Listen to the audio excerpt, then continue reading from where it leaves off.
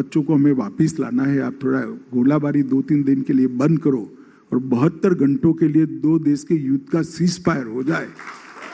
ये हर भारतीय के लिए गौरव की बात है।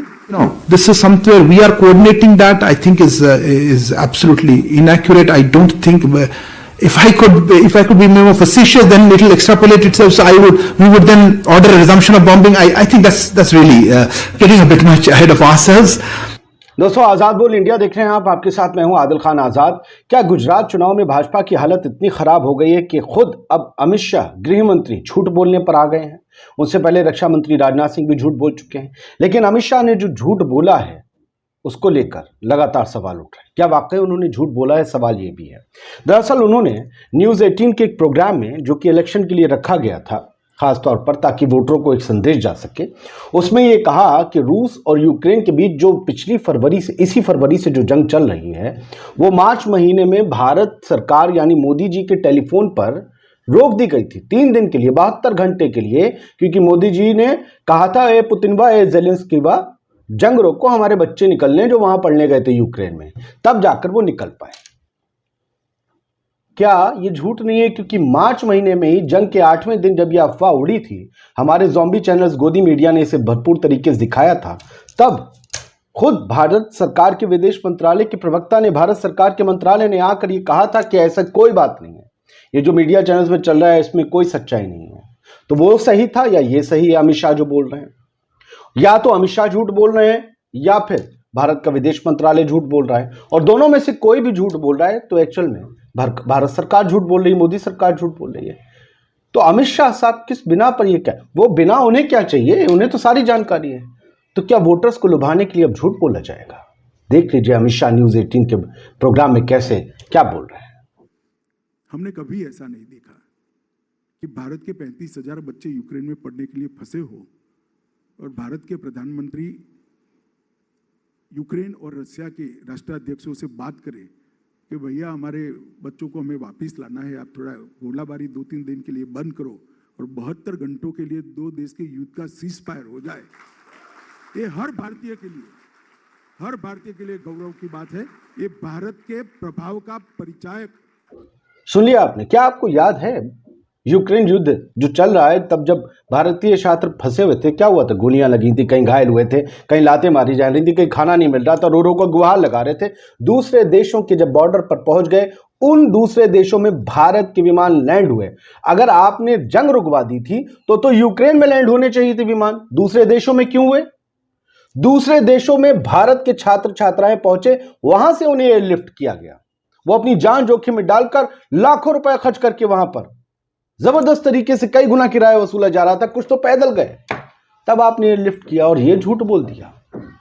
और भारत के प्रधानमंत्री यूक्रेन और रशिया के राष्ट्राध्यक्षों से बात करें कि भैया हमारे बच्चों को हमें वापस लाना है, आप थोड़ा गोलाबारी 2-3 दिन के लिए बंद करो और 72 घंटों के लिए 2 देश के युद्ध का सीज फायर हो जाए। ये हर भारतीय के लिए गौरव की बात है।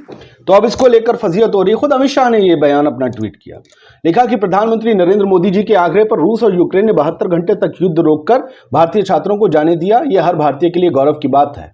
अमेरिका कह रहा है यार 10-20 छात्र अपने और छोड़ दो यार, यूक्रेन में कम से कम हमारी नहीं मान रहा, तुम्हारे प्रधानमंत्री की मान लेगा?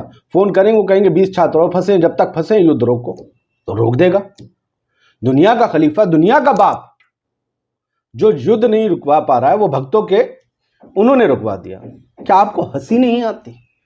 राजनाथ सिंह इससे पहले बोल चुके हैं यही बात, जेपी नड्डा बोल चुके हैं यही बात अभी हिमाचल चुनाव में। ये भारत के प्रधानमंत्री जी की शख्सियत को बताता है कि नहीं बताता है?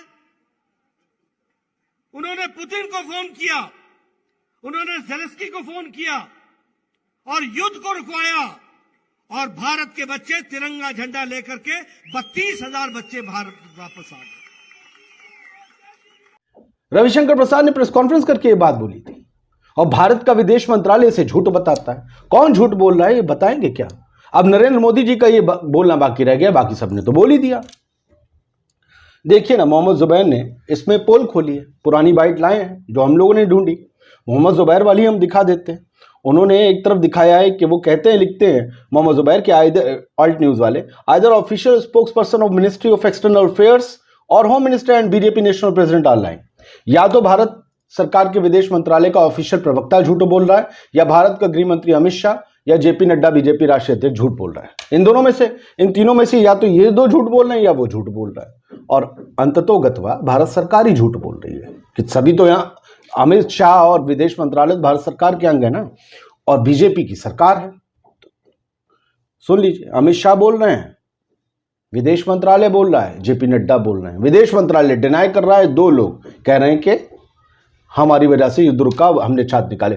तो इन तीन में से या तो ये दो झूठ बोल रहे हैं या एक झूठ बोल रहा है। देखिए, extrapolating that to say that somebody is holding a bombing or that this is somewhere we are coordinating that, I think is absolutely inaccurate. I don't think if I could be more facetious, then it will extrapolate itself. So we would then order a resumption of bombing. I think that's really getting a bit much ahead of ourselves. तो भैया अब लोग इसे लेकर reactions भी दे रहे हैं। लिखते हैं, हिमाचल का एक बागी विधायक तो रुक नहीं रहा साहब के फोन से, और बात कर रहे हैं युद्ध रुकवाने की। युद्ध रुकवा रहे हैं हमने। गजल और शायरी कभी कभी लिखते हैं, शर्म इस बात की नहीं वो सफेद झूठ बोलता है, शर्म इस बात की है कि तुम एतबार कर लेते हो। बताइए, आप किसके सच पर एतबार करते हैं, किसके झूठ पर एतबार करते हैं? और क्या भाजपा की टांगे हिल रही हैं गुजरात में, इसलिए झूठों का सहारा लेना पड़ रहा है क्योंकि अब एयर स्ट्राइक राम मंदिर तो काम करेगा नहीं। तो क्या ऐसे ही काम चलेगा? और क्या जनता इस पर वोट देगी? जनता जानती नहीं है। रोमानिया बॉर्डर, नॉर्वे बॉर्डर, यहाँ सब पहुँच गए थे जब, या नॉर्वे नहीं, रोमानिया तो पहुँचे थे, पोलैंड पहुँचे थे, वहाँ से छात्र उठाए गए थे, यूक्रेन से नहीं। तो झूठ है ना। जय हिंद।